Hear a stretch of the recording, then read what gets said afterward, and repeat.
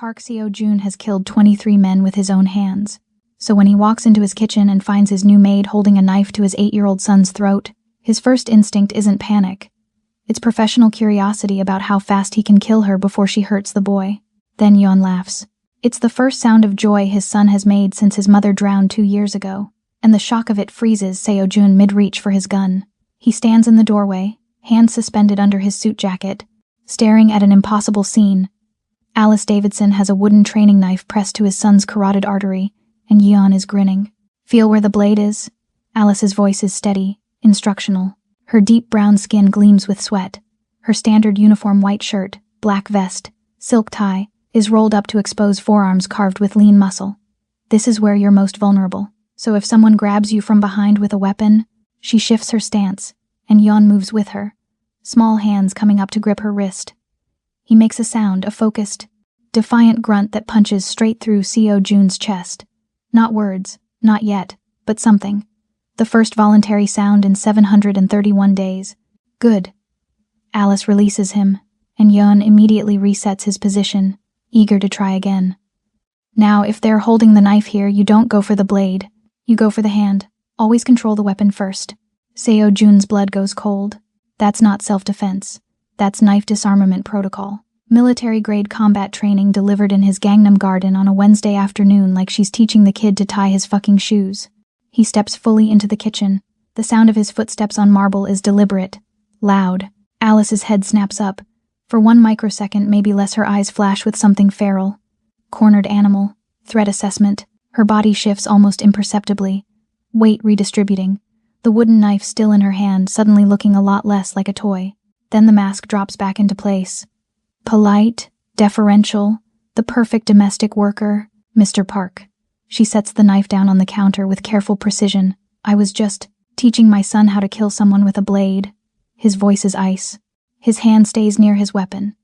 In my garden. Without asking permission. Yeon's face crumples. Appa, we were just upstairs. Now. The command comes out harsher than he intends, and he watches his son flinch. Watches the light die in those small eyes. Watches 2 years of trauma slam back down like a prison door. Yeon looks at Alice. She nods once, gentle, reassuring, and touches the boy's shoulder. It's okay. Go on. I'll see you at dinner.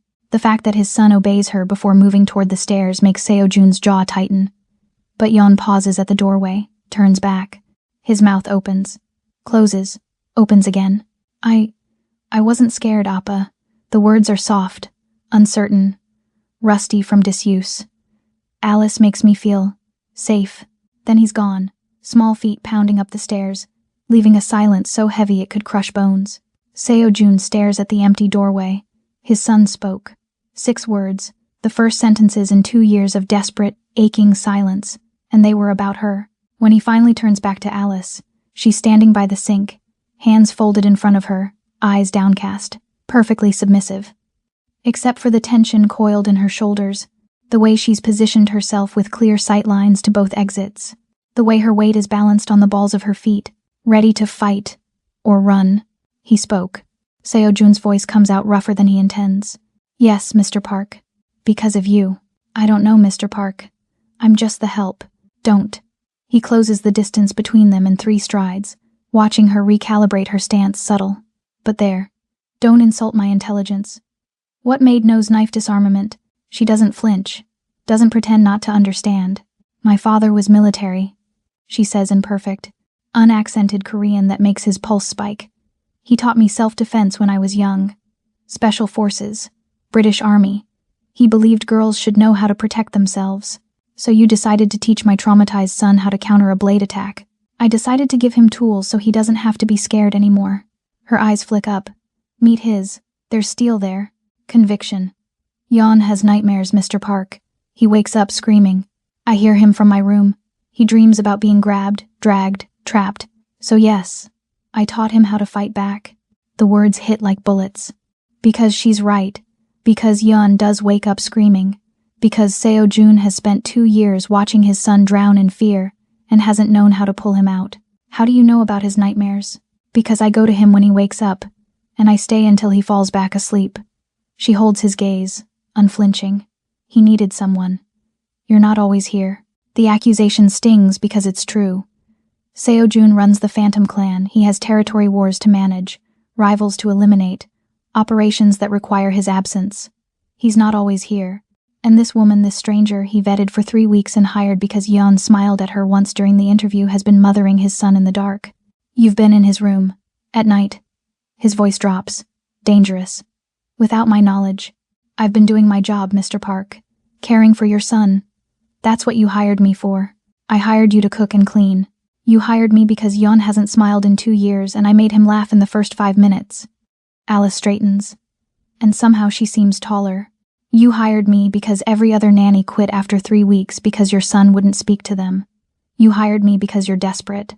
The truth of it is a knife between his ribs. Seo-jun smiles. It doesn't reach his eyes. You're very perceptive, Miss Davidson. Almost too perceptive. He pulls out his phone, thumb hovering over a contact, which is why I'm going to run a deeper background check. Find out who you really are. What you're really doing in my home. For the first time, he sees her mask slip. Just for a second. Fear flickers across her face. Or maybe anticipation. It's gone before he can read it properly. Do what you need to do, Mr. Park. Her voice is steady, but her hands tighten against her uniform. But before you do, ask yourself this. How long has it been since you heard your son laugh? How long since he spoke? How long since he looked at you with anything other than fear? The words are a blade, precise and cutting. And ask yourself what you're willing to risk to get him back. Seo-jun stares at her, this woman with killer's hands and a mysterious past who somehow unlocked his son's voice. This weapon he let into his home because he was too desperate to ask the right questions. I would burn down the world for my son, he says quietly. Which means I'll do whatever it takes to protect him. Even from you. I'm not the threat, Mr. Park. Alice meets his eyes, and there's something fierce and protective in her gaze. I'm the only reason he's still fighting. The kitchen falls silent. Thick with tension and unspoken truths, Seo-jun realizes 3 things simultaneously. 1. She's right. Yeon is healing because of her. 2. She's hiding something. Something big enough to make her risk working for a crime lord. 3. He wants to know what she looks like when that careful control breaks. When those dangerous hands aren't folding his shirts but gripping his shoulders. When that mouth stops lying and starts. He cuts the thought off. Dangerous territory. We're not done, Miss Davidson. He steps back, creating distance. I'm going to find out who you are. I know. She turns back to the sink, resuming her duties like the last 5 minutes didn't happen. But in the meantime, Yeon needs dinner. He asked for japchae tonight. I'll have it ready in 40 minutes. The dismissal is subtle but unmistakable. She's already won this round, and she knows it. Seo-jun leaves the kitchen with more questions than answers. But as he climbs the stairs to check on his son, he hears something that stops him cold. Yeon, humming. A tuneless, fragile sound, but it's there. Present, alive. And downstairs, Alice Davidson continues cooking dinner, moving through his kitchen like she belongs there. This beautiful mystery with a soldier's training and secrets in her eyes.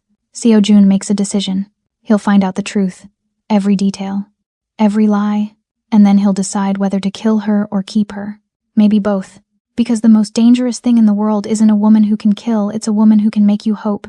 And Alice Davidson just made him hope that his son might be okay. Which means she owns him now, whether she knows it or not. Seo-jun doesn't sleep that night. Instead, he sits in his office with the lights off, the glow of 6 security monitors painting his face in shades of blue and gray, watching Alice Davidson move through his house like a ghost. 2:47 a.m.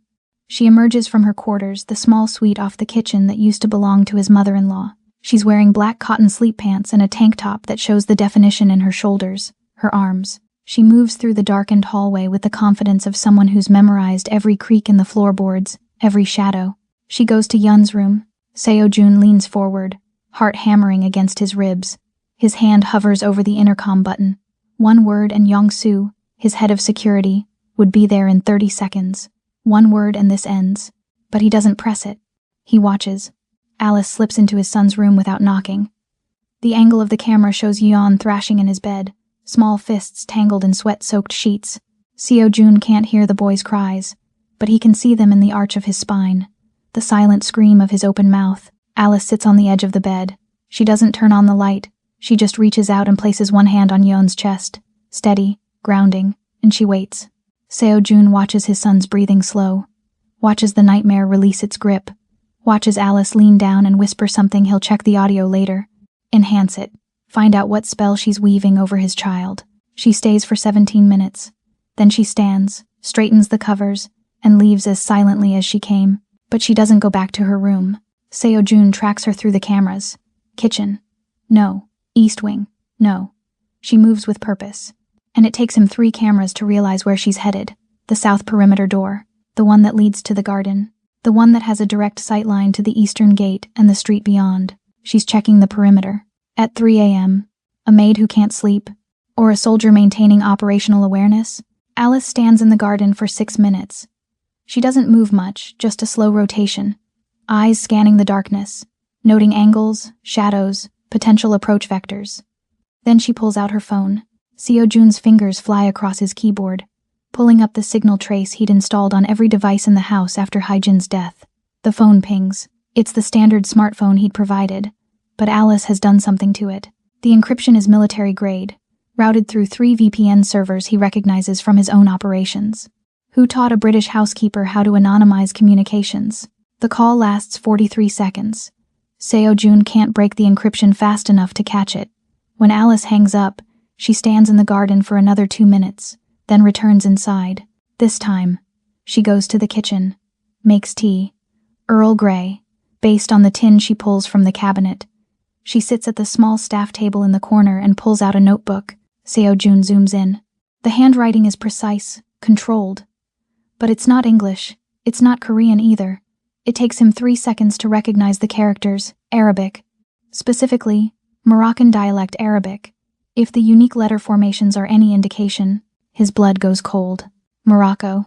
The file he'd commissioned on Alice Davidson said she'd worked as a private tutor in London before coming to Seoul. Said her father had been British military, honorably discharged. Said she had no criminal record, no red flags, no reason to deny her a work visa. But that file was bullshit. He knows it now with bone-deep certainty.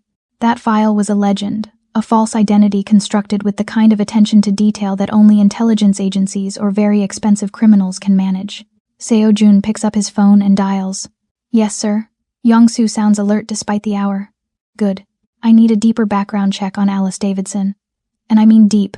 Pull her fingerprints from the teacup she's using right now. Run them through Interpol, MI6, CIA, FSB, Mossad, every database we have access to. I want DNA if you can get it. I want to know every place she's been in the last 10 years. And I want it by morning. Sir, that level of investigation will flag on multiple intelligence networks. If she has protection, then we'll know that too. Seo-jun's voice is granite. Do it. He hangs up and returns his attention to the screens. Alice finishes her tea, rinses the cup, dries it, returns it to the exact spot in the cabinet where it lives. Then she goes back to her room, and the light goes off. Seo-jun should go to bed, should try to sleep, but he doesn't. He rewinds the footage to the moment Alice entered Yeon's room. He enhances the audio, filters out the ambient noise, isolates her voice. Shh. A little warrior. I'm here. You're safe. They can't reach you. I promise. Little warrior. Not sweet boy or it's okay or any of the gentle platitudes he's heard from every nanny who tried and failed to reach his son. She called Yeon a warrior, like he's not a victim, like he's strong, like she sees something in him that Seo-jun has been too terrified to acknowledge. Seo-jun closes his eyes and allows himself to remember what he's been trying to forget.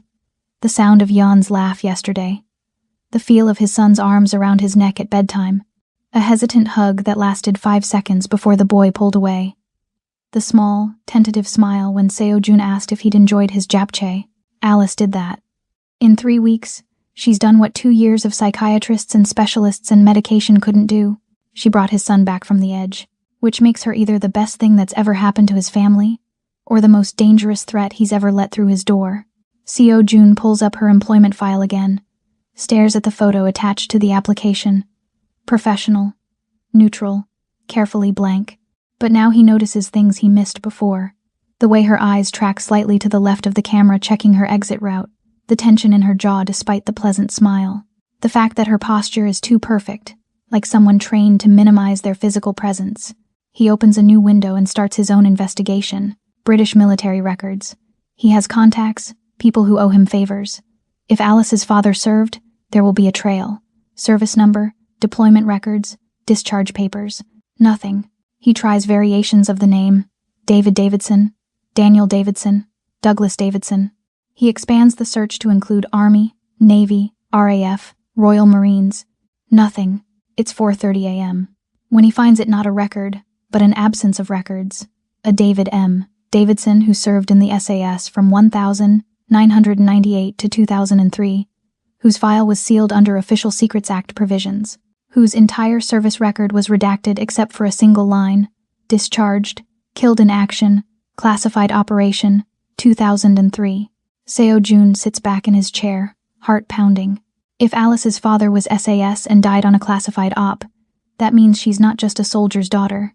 She's the daughter of a Tier 1 operator, someone who worked in the shadows, who knew things governments would kill to keep buried. And if her father died when she was young, he does the math, assumes Alice is in her late 20s, she would have been a teenager. Old enough to understand, old enough to be angry, old enough to follow in his footsteps. The phone on his desk rings. Yongsu. Sir, we have a problem. Seo Jun's grip tightens on the receiver. Talk. The fingerprints came back flagged, but not through normal channels. We got a visit.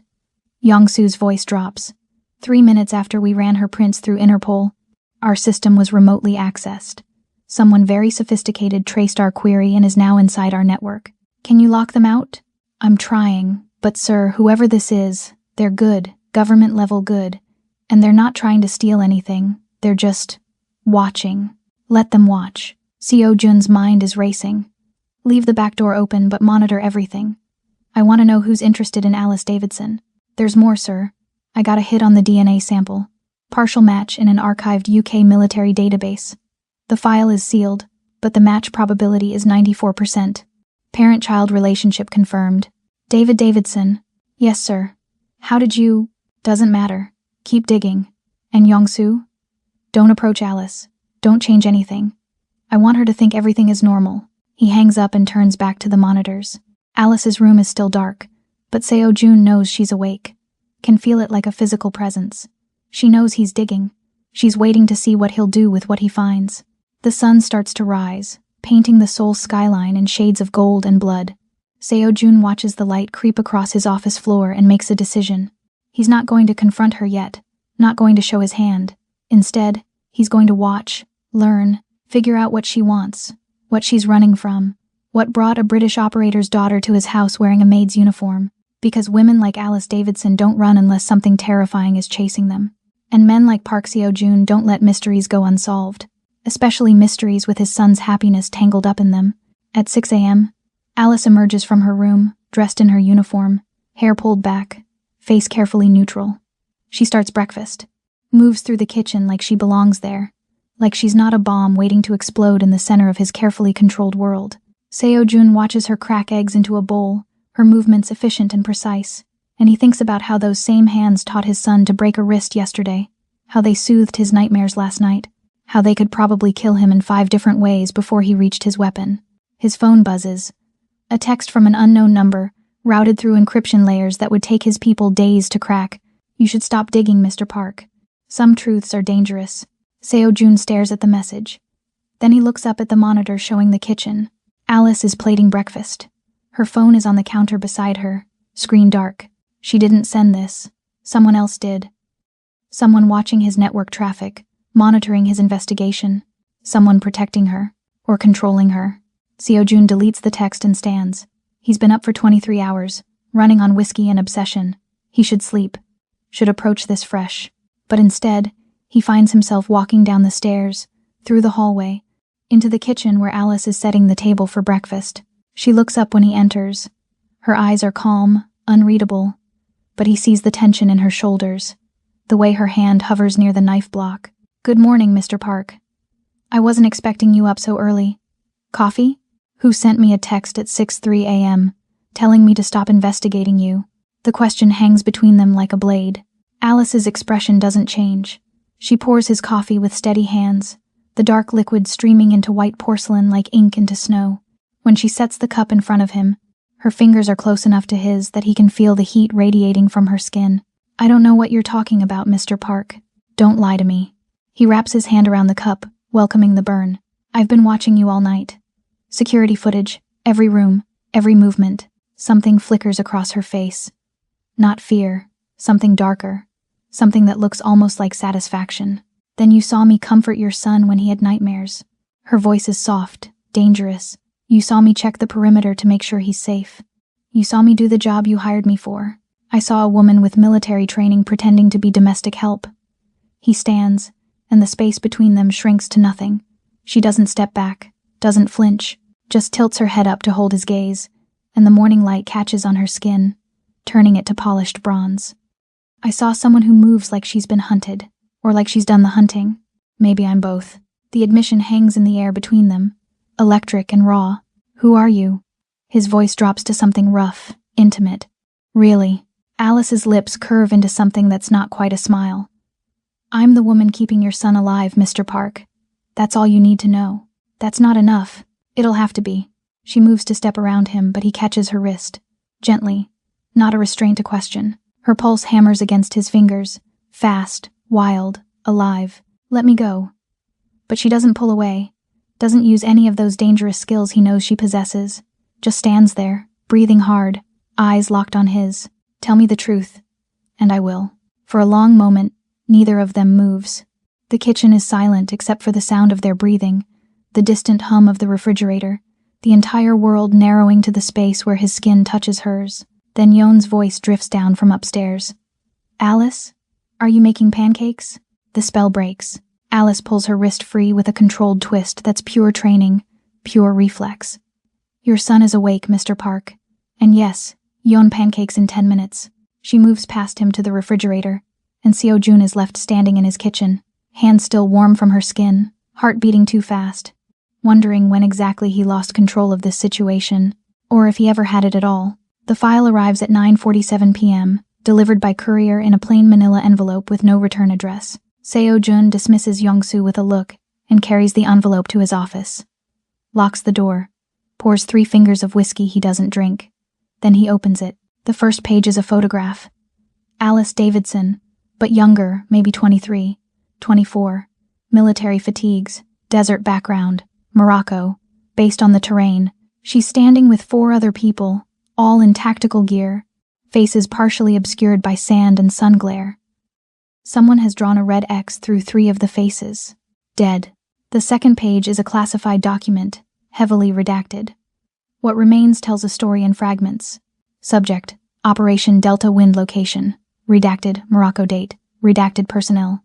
5-person security detail. Tier 1 contractors mission status. Catastrophic failure casualties. 3 Kia, 1 MIA. 1 survived cause. Redacted survivor. A. Davidson, current location unknown.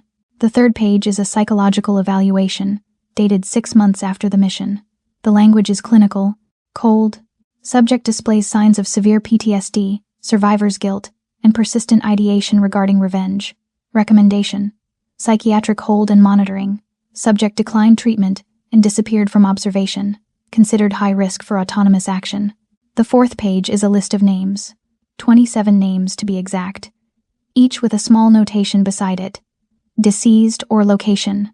Unknown or under surveillance. Seo Jun's eyes catch on one name halfway down the list.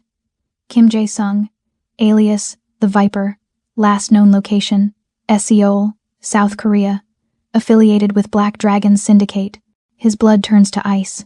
The Black Dragons, his oldest enemies. The organization that's been trying to take territory from the Phantom Clan for 5 years. The same group that sent 3 men to kidnap Yeon last year, the attempt that left 2 of Seo Jun's guards dead and his son traumatized into silence. Alice isn't here by accident. She's here because the man who destroyed her team is connected to the people who destroyed his son. Their enemies are the same. Seo Jun sits back in his chair, mind racing.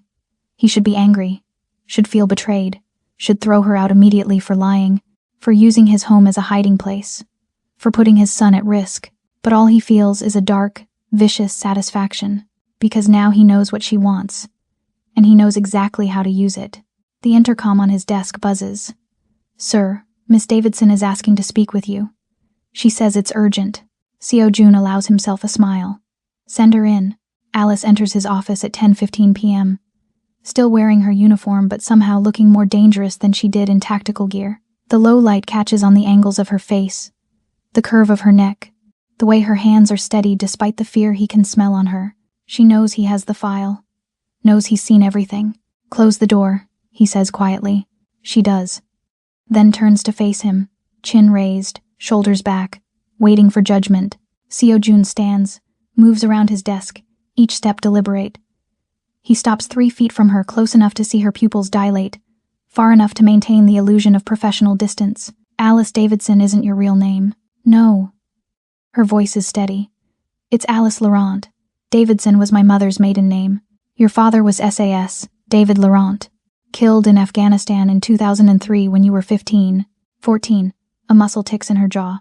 But yes, you followed in his footsteps, became a contractor, Tier 1 security work, the kind of jobs governments pretend don't exist. I was good at it. He takes a step closer. That life is over. Because your team died in Morocco. Because someone betrayed you. Because you've spent the last year running from whoever wants to finish the job. He watches her throat work as she swallows. And you came to my house because you knew I was at war with the Black Dragons. Because you knew their operations in Seoul. Because you needed access to intelligence you couldn't get on your own. Yes, the admission comes out raw, honest. I needed to find him. Kim Jae-sung, the Viper. He's the one who gave the order, who sold my team's location for money, who left us to die in that desert. And you thought hiding in a crime lord's house would keep you safe. I thought hiding in plain sight would buy me time. Alice's eyes meet his, fierce and unashamed. I thought caring for your son would make you hesitate before you threw me out. I was right. The manipulation should anger him, should feel like a violation. Instead, it feels like recognition, like seeing himself reflected in someone else's ruthless survival instinct. You used my son. I protected your son.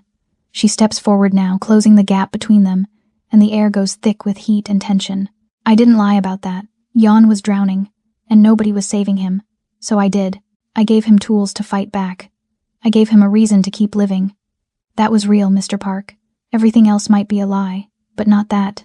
Seo-jun can see the truth of it in her eyes, can hear it in the crack in her voice when she says his son's name. Why should I believe you? Because, if I wanted to hurt you, I've had 1,000 chances. Alice's voice drops to something intimate, dangerous. I know your schedule, your security rotations, where you keep your weapons, how you take your coffee. I know that you check on Yun 3 times every night, even though you think he's asleep. I know you haven't touched another woman since your wife died because you feel guilty for still being alive. The words hit like bullets, each one finding a vulnerable place he didn't know he had. I know you, she whispers, because I'm just like you, broken, angry, willing to burn the world down for the people we love. Seo-jun's control fractures.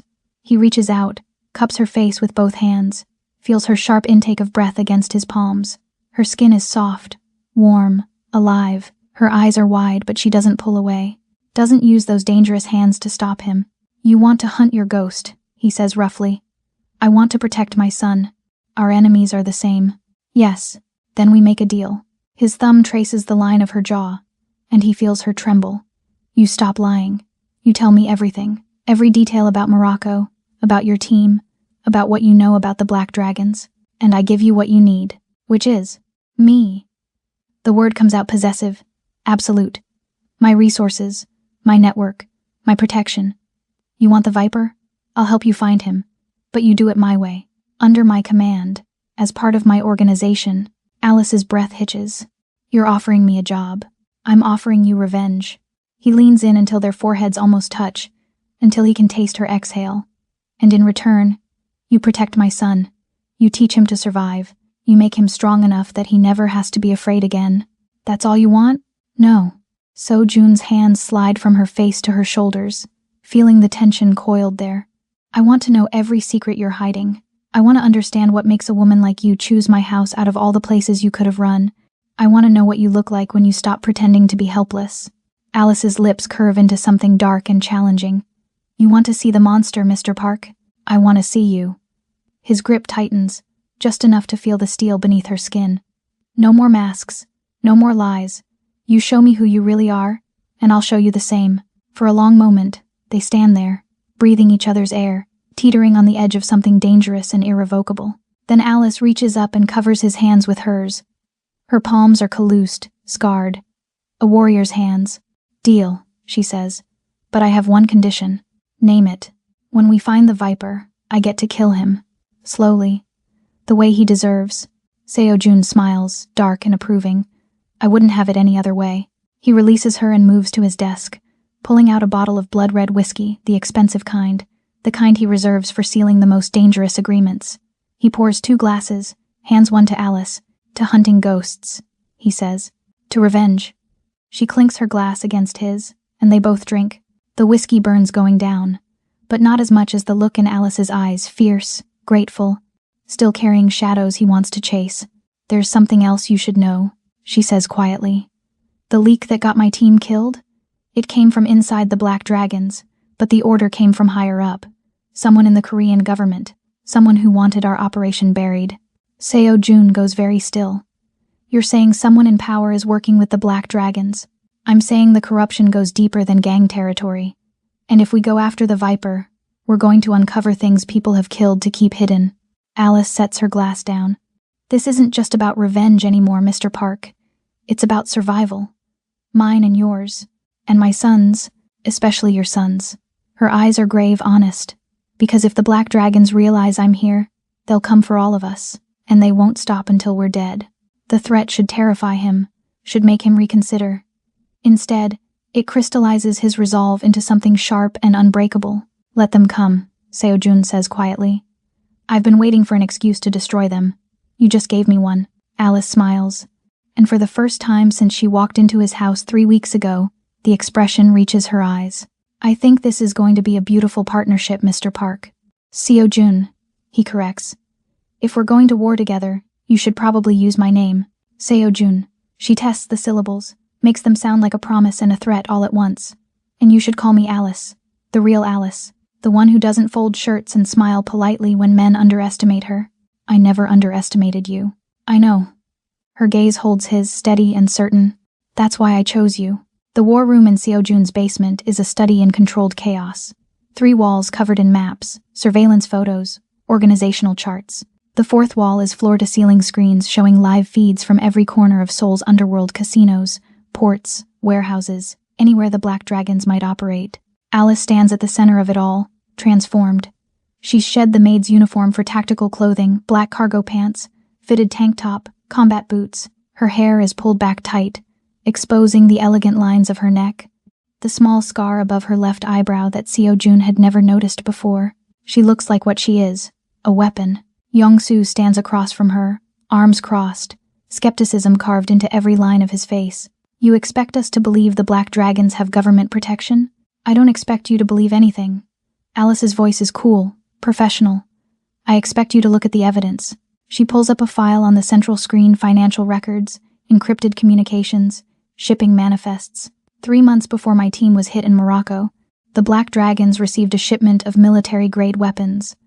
RPGs, C4, equipment that's supposed to be locked down in government armories. Someone with clearance authorization moved those weapons through customs without inspection. Young-soo leans in, studying the manifests. His expression shifts from skeptical to grim.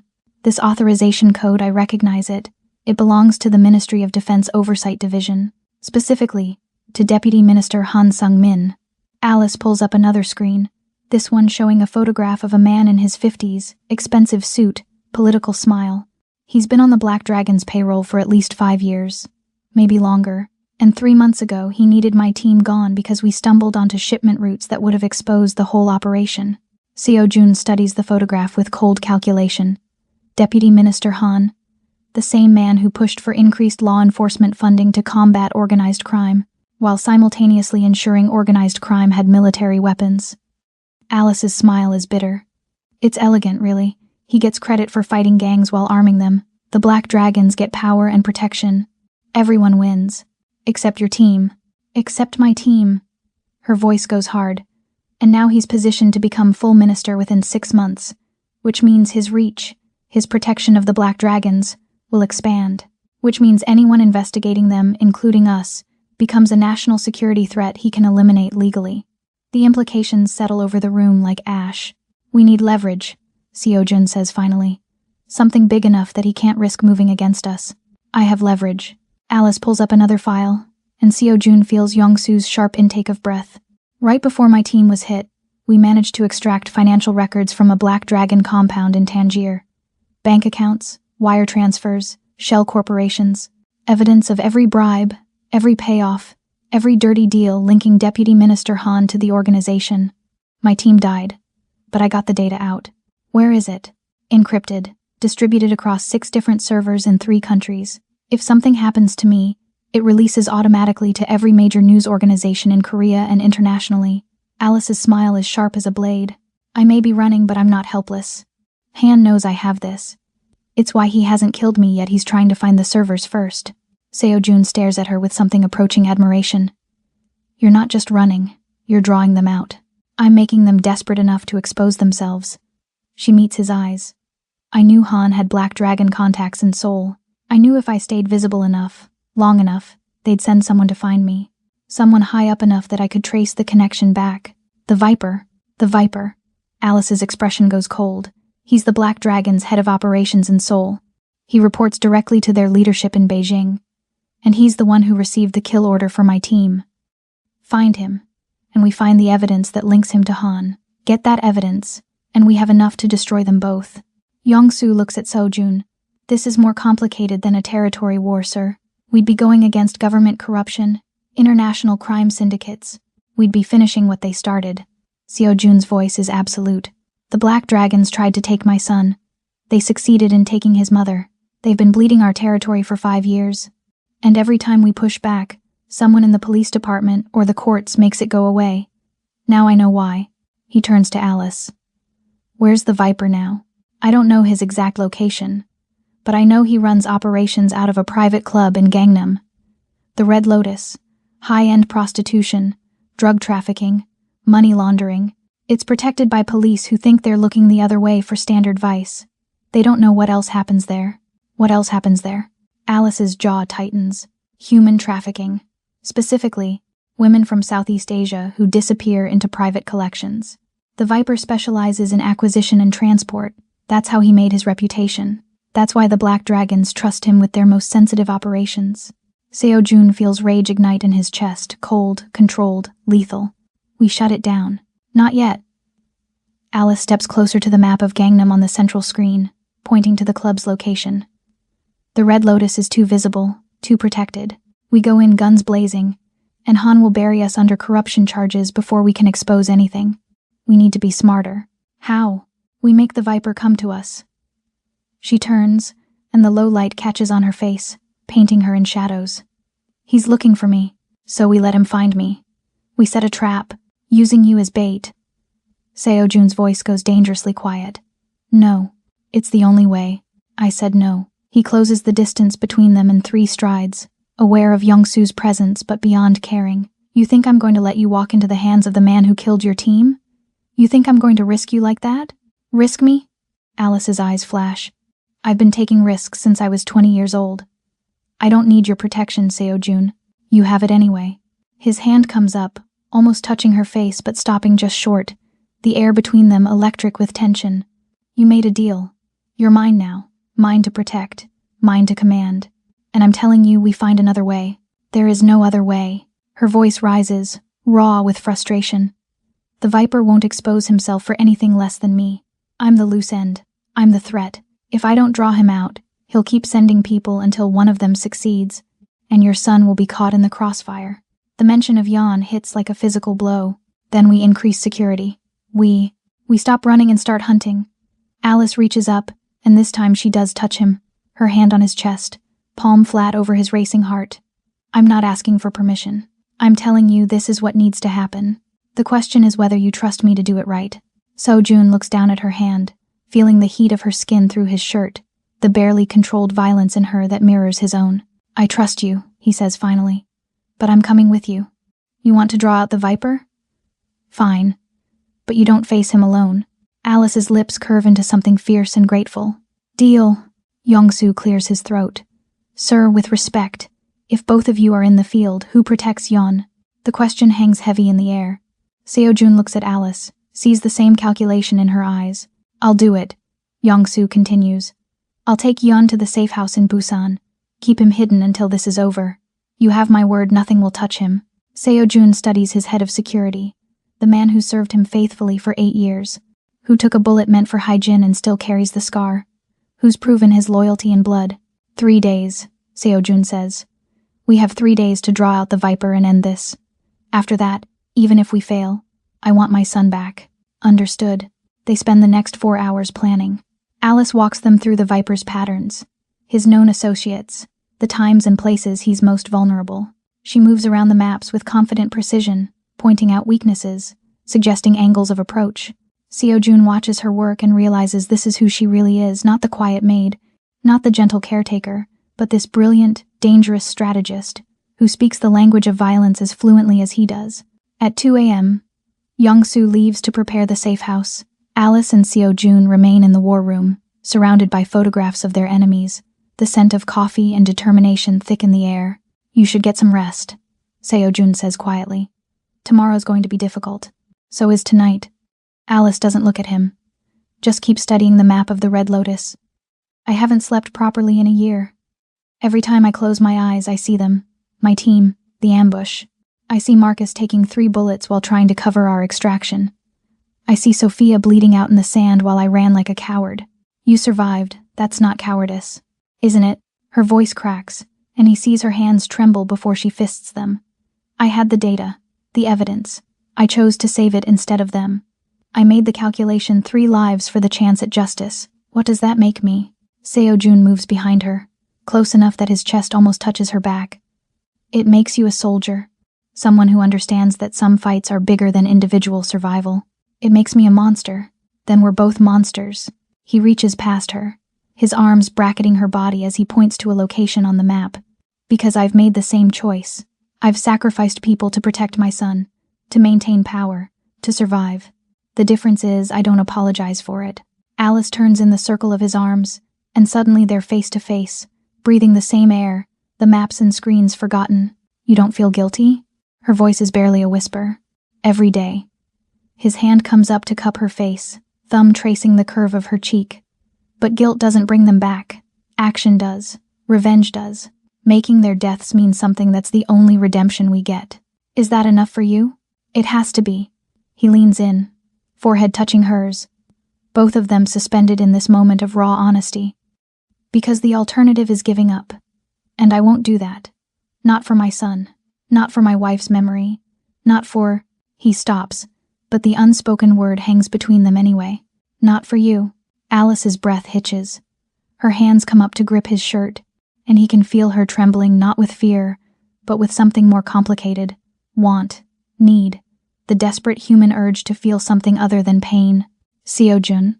He kisses her. It's not gentle. Not careful. It's raw and desperate. 2 people drowning who found something solid to hold on to. Alice makes a sound in her throat and kisses him back just as fiercely, her hands fisting in his shirt, pulling him closer. She tastes like coffee and danger and the particular sweetness of someone who understands violence. Seo-jun's hands slide into her hair, tilting her head back, deepening the kiss until neither of them can breathe. When they finally break apart, both are gasping. That was, Alice starts. A mistake.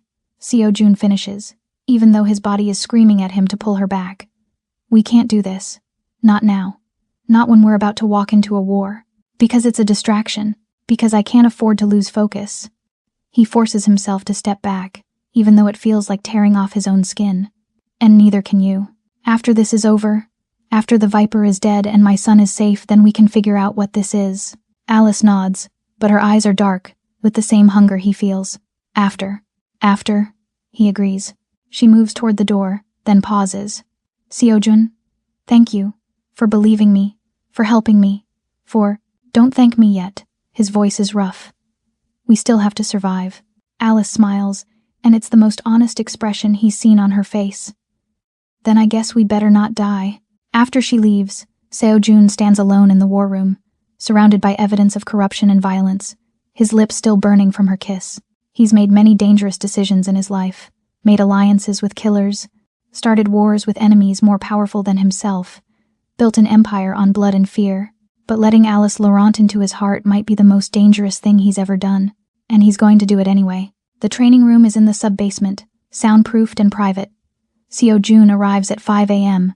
to find Alice already there, moving through forms with controlled precision. She's wearing fitted athletic gear that shows the power in her body, the flex of muscle in her shoulders, the controlled violence in each strike. She doesn't stop when he enters, just continues the sequence. Punch, block, pivot, kick. Each movement flowing into the next, like water, like death, like art. Muay Thai? He asks. And Krav Maga. And Brazilian Jiu-Jitsu. And about 6 other systems. She completes the form and turns to face him, breathing hard but controlled. My father believed in being adaptable. Every style has weaknesses. The key is knowing which one to use when. Show me. Alice's lips curve. You want to spar? I want to see what you can do. Seo Jun shrugs off his shirt, leaving him in a fitted tank top that shows the tattoos wrapping his arms, the dragon of his clan. The names of his dead, written in Korean script along his ribs. No holding back. I need to know exactly what I'm working with. You might regret that. I doubt it. They circle each other, predators testing for weakness. Seo Jun moves first, a testing jab that Alice slips easily. She counters with a low kick to his thigh that he barely blocks, feeling the impact sing through his bones. Fast. She's fast. They trade strikes for 30 seconds, neither landing anything significant. Then Alice shifts tactics, closing the distance, trying to get inside his guard for a grapple. Seo Jun catches her wrist, uses her momentum to spin her around, pulling her back against his chest with her arm locked. Yield? His voice is rough against her ear. Alice's answer is to slam her head back into his face. Seo Jun tastes blood, releases her on instinct, and she's already moving, spinning, her elbow catching him in the ribs hard enough to drive the air from his lungs. He stumbles back, and she follows, pressing the advantage. The next 2 minutes are brutal. She's faster, more technically skilled, but he's stronger, more ruthless, willing to take hits to land his own. They crash around the training room, neither giving ground, both drawing blood. Seo Jun finally manages to tackle her, using his weight advantage to take her to the mat. But Alice wraps her legs around his waist immediately, locking him in a triangle choke that starts cutting off his air supply. He should tap out, should acknowledge the superior technique. Instead, he lifts her bodily off the mat and slams her back down, hard enough that her grip loosens, hard enough that she gasps. Then he's on top of her, pinning her wrists above her head, using his body weight to hold her down. They're both breathing hard, covered in sweat, faces inches apart. Yield? He asks again, voice rough. Alice bucks her hips, trying to throw him off. When that doesn't work, when she realizes he's got her, truly trapped, something changes in her eyes. The fight drains away, replaced by something more dangerous. Yes, she whispers. Seo Jun realizes 2 things simultaneously. 1. His hands are still pinning her wrists. His body is pressed against hers. He can feel every breath she takes, every inch of her heat beneath him. 2. He doesn't want to let her go. We should, he starts. I know. But Alice doesn't move either. Just looks up at him with those fierce, fearless eyes. This is a bad idea. The worst. We said after. We did. Neither of them moves. Seo Jun's grip on her wrists loosens, becomes less of a restraint and more of a caress. His thumb traces the inside of her wrist, feeling her pulse hammering there, wild, alive, matching his own. You're making this very difficult, he says roughly. Good. Alice arches up slightly, closing the distance between them by another fraction. You make everything difficult. Controlling, possessive. Acting like you own me. I don't own you. No? Her voice drops to something challenging. Then let me go. It's a dare, a test, and they both know it. Seo Jun releases her wrists, but he doesn't move away. Instead, his hands slide down her arms, over her shoulders, coming to rest on either side of her face, caging her without touching her, giving her every opportunity to escape. She doesn't. Tell me to stop, he says. No. Alice, we're going to war tomorrow, Seo Jun. Her hands come up to grip his wrists, holding him there. We might die, and I'm tired of pretending I don't want this. Don't want you. The confession breaks something in him. All the control he's been clinging to, all the reasons this is a bad idea, they evaporate like smoke. He kisses her like he's drowning and she's air. Alice kisses him back just as desperately, her hands sliding up his arms, pulling him closer until there's no space left between them. The kiss is hungry, consuming, tasting like violence and need, and the particular sweetness of finally giving in. When Seo Jun's hands start to explore tracing the curve of her waist, the dip of her spine, Alice makes a sound that's half moan, half surrender. She wraps her legs around his hips, pulling him tighter against her, and he feels his control fracturing completely. Upstairs, he manages against her mouth. Not here. Why not here? Because when I have you, it's going to be in a bed, where I can take my time, where I can... The intercom on the wall crackles to life. Young-Soo's voice cuts through the moment like a blade. Sir, we have a problem. Reality slams back. Seo-jun pulls away from Alice, both of them breathing hard. What is it? Someone just delivered a package to the front gate. No return address. It's addressed to Alice Davidson. Alice's face goes pale. Don't open it. Too late, sir. It's already been x-rayed and cleared. It's a phone, burner model. And it's ringing. Seo-jun and Alice exchange a look. Then they're both on their feet, moving toward the stairs. When they reach the security office, Young-Soo hands Alice the phone. It's still ringing, shrill, insistent. Alice takes a breath. Answers. Yes? Seo-jun can't hear the other side of the conversation, but he watches Alice's face drain of color, watches her hands start to shake. When? Her voice is dead. Where? More silence. Then I understand. She hangs up, looks at Seo-jun with eyes that have gone cold and distant. They have someone, she says quietly. Sarah Chen, she was on my team, the one marked MIA. I thought she was dead, but they've had her for a year. And the Viper just sent me proof of life. Seo-jun's blood turns to ice. What does he want? Me. Tomorrow night. The Red Lotus. Alone. Alice's voice is steady, but her hand is white-knuckled around the phone. He says if I bring anyone, if he sees any surveillance, any backup, he kills her. Slowly. On camera. And sends the footage to every intelligence agency that ever employed us. It's a trap. Of course it's a trap. Alice's laugh is bitter, broken. But it doesn't matter. Sarah took those bullets for me. She stayed behind so I could run. I'm not leaving her there. Seo-jun moves to her, takes her shoulders. Then we plan. We prepare. We find a way to get you both out. There is no way out. That's the point. She looks up at him, and he sees the resignation in her eyes, the willingness to die that comes from carrying too much guilt for too long. This was always how it was going to end. I just hoped I'd take him with me. No.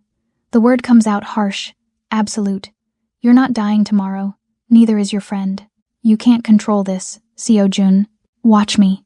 He pulls her close, ignoring Young-Soo's presence, beyond caring about propriety or appearances. I didn't survive 15 years in this business by accepting impossible situations. Every trap has a weakness. We just have to find it. Alice presses her face against his chest, and he feels her trembling, this fierce, dangerous woman finally allowing herself to break. I'm so tired. I'm so tired of running, of fighting, of watching everyone I care about get hurt because of me. Then stop running. His arms tighten around her. Stand with me. Fight with me. Let me carry some of this weight. Why? Her voice is muffled against his shirt. Why do you care? You've known me 3 weeks. You don't owe me anything. Because you brought my son back from the dead. Seo-jun's voice is rough with emotion he didn't know he still had. Because you're the first person in 2 years who didn't look at me with fear or calculation. Because when you kiss me, I forget what it feels like to be alone. Alice pulls back just enough to look at him. Her eyes are red-rimmed, fierce, still carrying that core of steel that drew him to her in the first place. I'm a terrible investment, she whispers. I come with enemies and trauma and a death wish. So do I.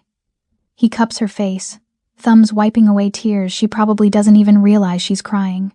We're matched, Alice. You saw it from the beginning. 2 broken people who know how to survive in the dark. I don't want to drag you down with me. Too late. I'm already falling. The admission costs him, but it's worth it to see the shock, the hope, the cautious joy that flickers across her face. So we do this together. We save your friend. We kill the Viper. We burn the black dragons to the ground. And then what? Then we figure out what comes after revenge. He leans in, presses his forehead to hers. If you're brave enough. Alice's laugh is watery but genuine.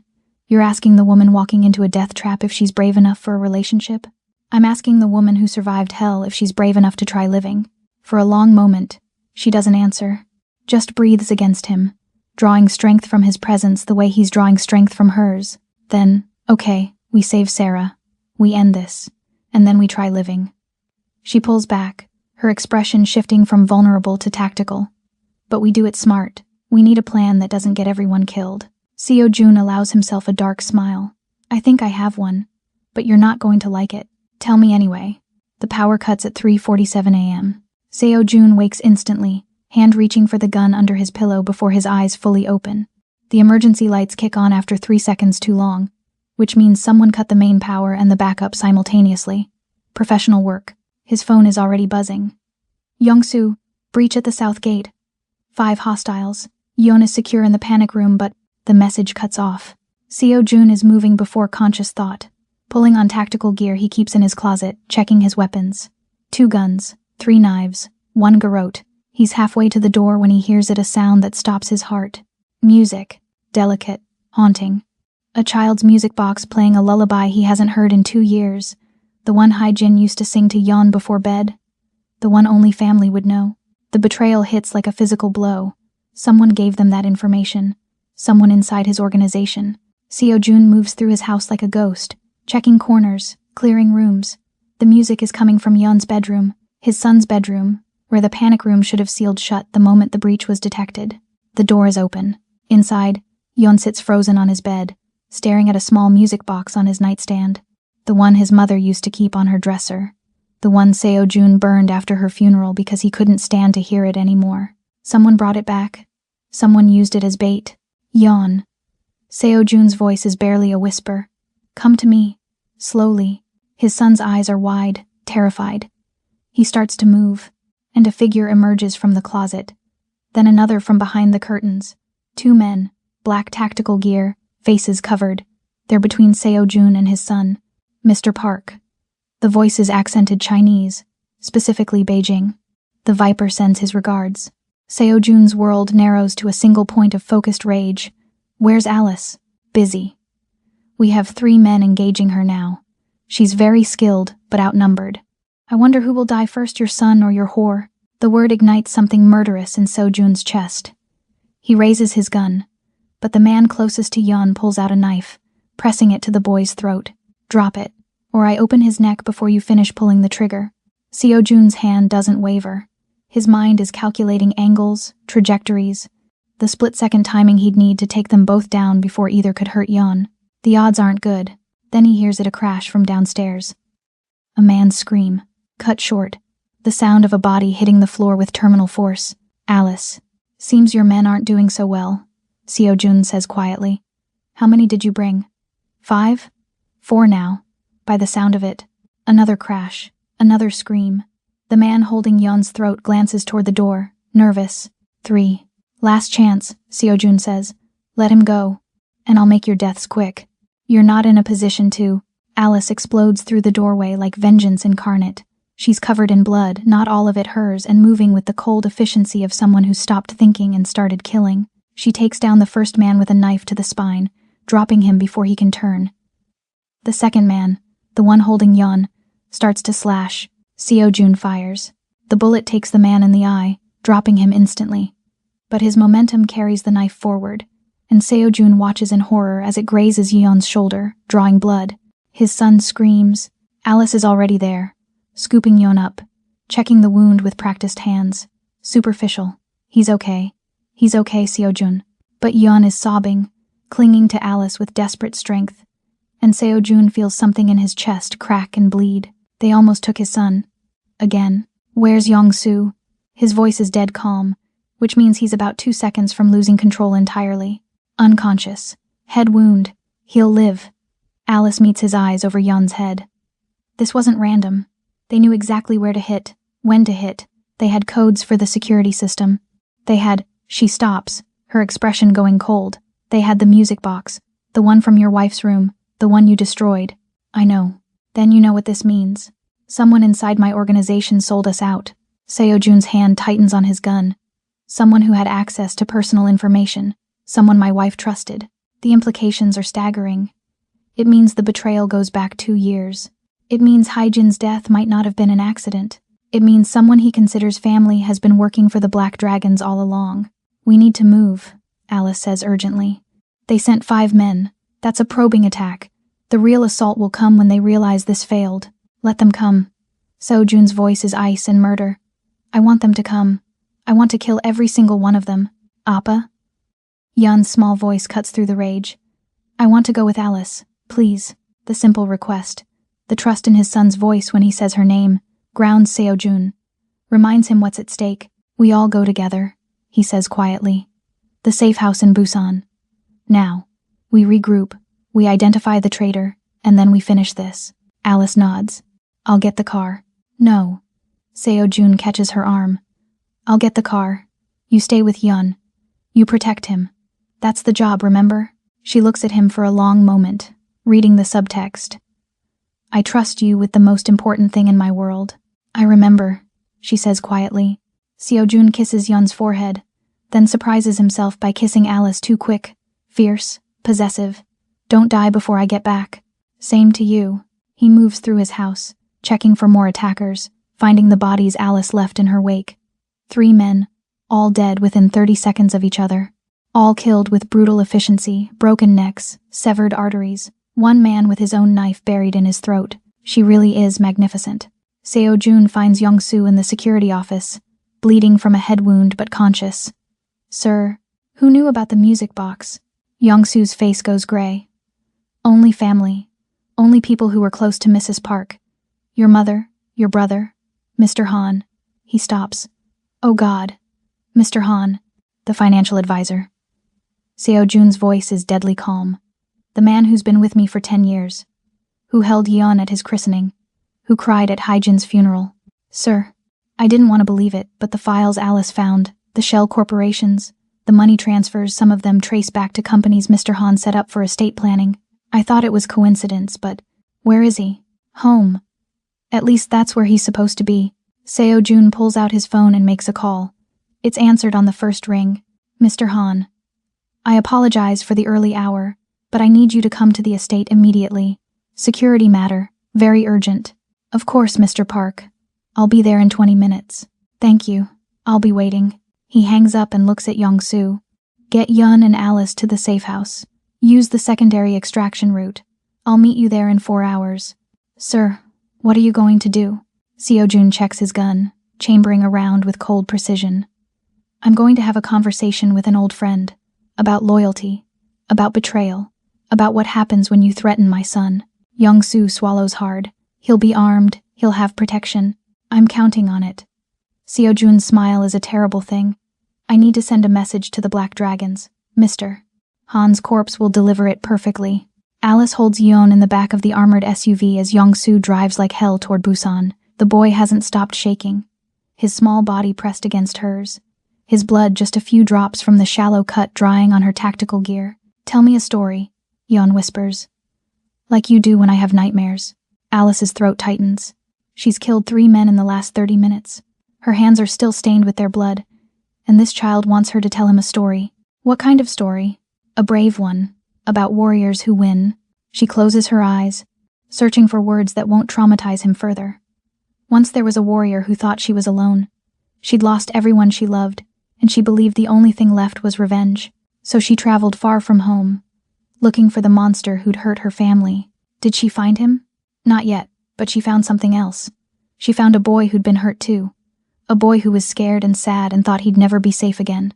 Yeon's breathing starts to slow, syncing with hers. What did she do? She taught him to fight. Not because fighting fixes everything, but because knowing you can protect yourself makes the fear smaller. And something amazing happened teaching him made her less afraid too. Because warriors are stronger together. Exactly.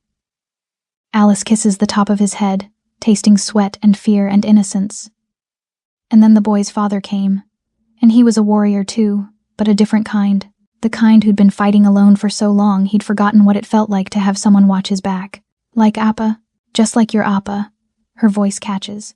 And the 3 of them, the warrior woman, the warrior father, and the brave boy, they decided to fight together, to protect each other, to be a family, even though they weren't related.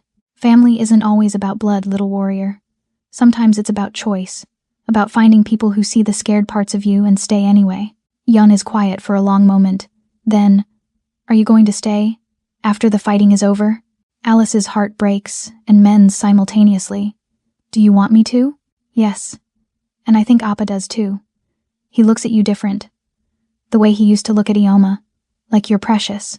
The observation, delivered with a child's brutal honesty, steals her breath. I want to stay, she admits quietly. But I need to finish something first. Something dangerous, and I might not. You'll come back. Yon's voice is certain, absolute. You're too strong to die. And Appa won't let you. He's scary when he's protecting people. Alice laughs, the sound watery. He is, isn't he? The Mistiff, isn't he? The scariest, but also the safest. Yon finally lifts his head, looking at her with eyes too old for his face. Don't let him do the dangerous thing alone, okay? He needs you, even if he doesn't say it. I won't. I promise. The safe house is a fortified apartment in Busan's financial district, anonymous, secure, stocked for a long siege if necessary. Yong-soo checks every room, every window, every potential entry point while Alice gets Yon settled. She cleans his shoulder wound properly, applying antiseptic that makes him hiss, but doesn't make him cry. This boy, who couldn't speak 2 months ago, is now taking pain without flinching. She did that. Taught him strength, gave him tools, and maybe, in the process, taught herself that she's more than just a weapon. Alice? Yong-soo appears in the doorway. We need to talk. About the extraction plan. She tucks Yon into bed, makes sure he has the small training knife she'd given him, wooden, harmless, but it makes him feel brave. Then she joins Yong-soo in the main room. Seo-jun wants to go after the Viper alone, she says before he can speak.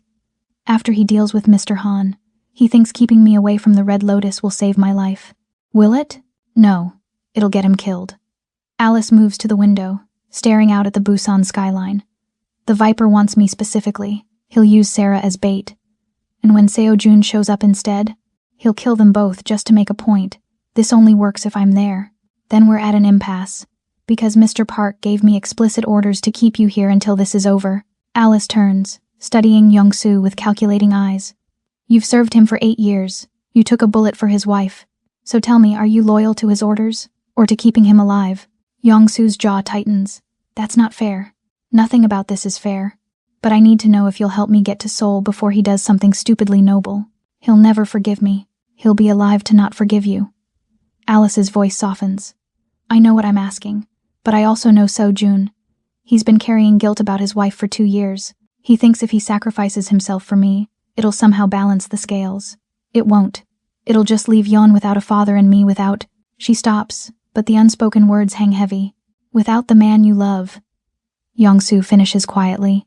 Alice doesn't deny it. Can't deny it. Help me save him. Please.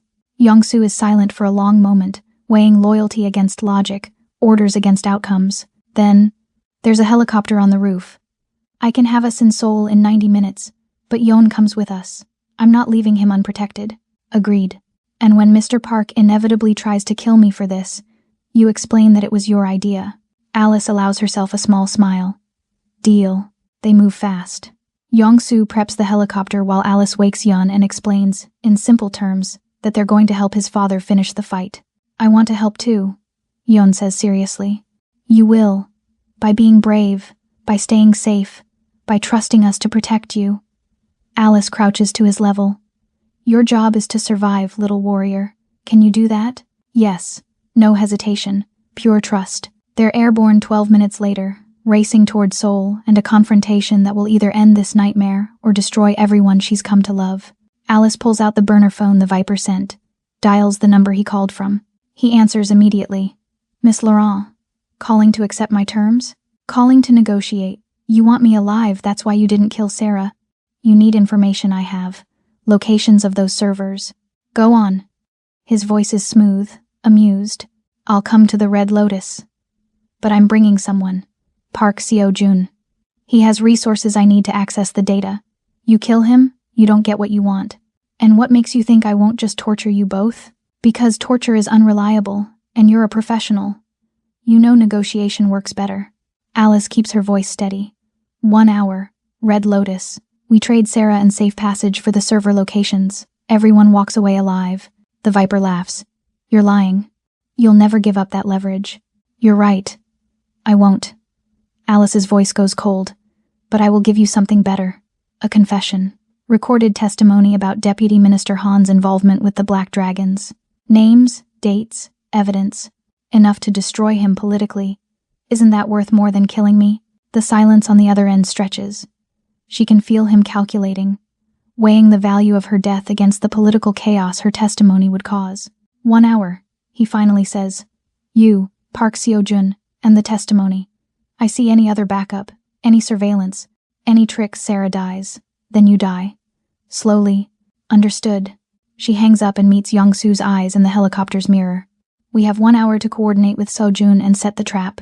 What trap? You just promised him everything he wants. I promised him a confession. I didn't say whose. Alice's smile is sharp, dangerous. Mr. Han is going to have a very bad day. Seo-jun is waiting when Mr. Han arrives at the estate. The older man looks nervous, sweating despite the cool morning air, eyes darting to the bodies still being removed from the premises. My God, what happened here? The Black Dragons sent a kill team. Seo-jun's voice is conversational.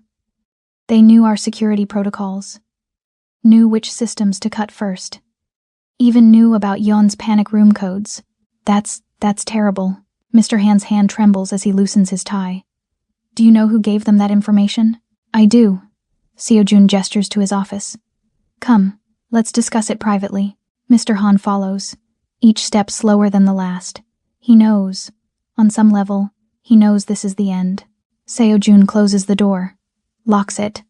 The sound of the deadbolt sliding home is final as a gunshot. How much did they pay you? No preamble, no pretense. Mr. Han's face crumbles. Seo-jun, I can explain. How much? Louder now. How much was my wife's life worth? My son's terror? The 2 years I've spent watching Yeon suffer? They said it was just information. They said no one would get hurt. Mr. Han is backing toward the window, trapped. I didn't know they were planning to kill Hae-jin. I swear, I didn't. But you knew after. And you stayed quiet. You kept taking their money. You kept feeding them intelligence. Seo-jun advances, each word punctuated by a step. You gave them the music box, the one thing that could draw Yeon out of his room.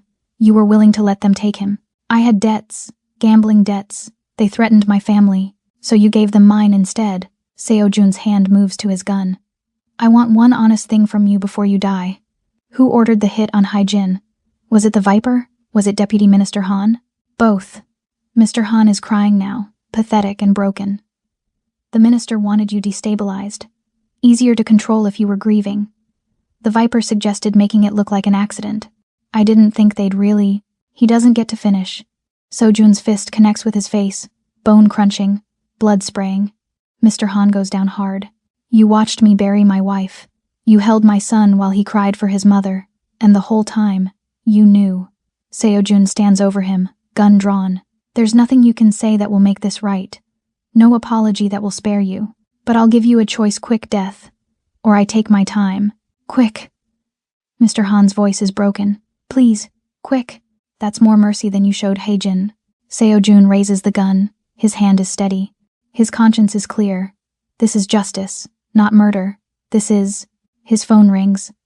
Alice. I'm busy, he answers. I know what you're doing. Don't. Her voice is urgent. I need him alive. I need his confession recorded for the trade with the Viper. He dies. Today. Right now. Then we lose Sarah. We lose our leverage. We lose everything. Alice's voice softens. I know you want blood. So do I. But we're smarter than this. We use him. We let him confess everything on camera. And then, after we destroy Deputy Minister Han and the Black Dragons, you can kill Mr. Han however you want. Slowly. Personally. I'll even help. The logic cuts through his rage. Barely. You're asking me to let the man who killed my wife live. I'm asking you to let him live long enough to destroy everyone else who helped. A pause. I'm asking you to trust me. The way I trusted you. Seo-jun looks down at Mr. Han, who's watching this conversation with desperate hope. Every instinct screams to pull the trigger, to feel the recoil, to watch the light leave those traitorous eyes. But Alice is right. As always, she's right. Where are you? He asks quietly. Helicopter. 30 minutes out. I'm coming to help. And before you argue, Young-soo and Yeon are with me. We're all in this together. That's what you wanted, remember? Family. The word settles something in his chest. Family. Not the broken thing he's been holding together with rage and grief, but something new. Something built on choice and trust and shared violence. Fine. 30 minutes. But Han comes with me to the meeting, and if he tries anything, I know. You'll kill him creatively. He can hear the smile in her voice. I'm starting to love that about you. The casual admission of love, delivered like a promise and a threat, makes his heart stutter. We'll discuss that after we survive. It's a date. She hangs up. Seo-jun looks at Mr. Han and allows himself a cold smile. You just got a temporary reprieve. Congratulations. You get to live long enough to betray everyone else who betrayed me. Mr. Han's relief is palpable and pathetic. Thank you, I'll tell you everything. Shut up. Seo-jun zip-ties his hands, gags him, and calls for his security team. Put him in the van. Secure. If he tries to run, break his legs but keep him conscious. We need him coherent for his performance. The men nod and drag Mr. Han away. Seo-jun stands alone in his office, surrounded by the ghosts of his past and the uncertain future Alice is offering. His phone buzzes. A text from an unknown number. You made the right choice. See you soon. A. He allows himself a small smile. She's hacking his security again. The woman is incorrigible, and he's completely, dangerously in love with her. The Red Lotus looks like a high-end nightclub from the outside, elegant signage, velvet ropes, beautiful people queuing for entry. But Alice knows what lies beneath, knows the soundproofed rooms in the basement where the Black Dragons conduct their real business, knows the girls who smile with dead eyes, knows the weight of secrets soaked into those walls. She's going to burn it to the ground. Tonight. The plan is simple. Seo-jun takes Mr. Han in through the front, making a show of the prisoner being delivered. Alice goes in through the service entrance, the way she used to infiltrate compounds in Morocco. They meet at the basement level, coordinate the extraction of Sarah, and force Mr. Han's confession while the Viper watches. Then they kill everyone who needs killing and walk out together. Simple. Probably fatal. But simple. Alice moves through the kitchen like she belongs there. Tactical gear hidden under a server's uniform she'd stolen from the laundry. Nobody looks twice at the black woman carrying dirty plates. Racism makes for excellent camouflage. The basement stairs are guarded by 2 men. She takes them down silently, nerve strikes, not kills, because she's trying to minimize casualties until absolutely necessary. They drop like stones. The basement is exactly as she remembered from the intelligence photos. Long hallway, 6 doors, fluorescent lights that buzz and flicker. The smell of bleach barely covering something worse. Behind door 3, she finds Sarah. Her friend is barely recognizable, thinner, bruised, hollow-eyed, but alive. Still alive. Alice? Sarah's voice is broken. No, you shouldn't be here. It's a trap.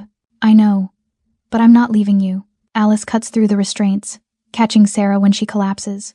Can you walk? I can run if it means getting out of here. They're halfway to the stairs when the lights go out. Emergency lighting kicks in red, pulsing, disorienting. Then the Viper's voice over the intercom. Miss Laurent, thank you for coming. I believe you have something for me. Alice keys her radio. Seo-jun, status? In position. Han is ready to sing.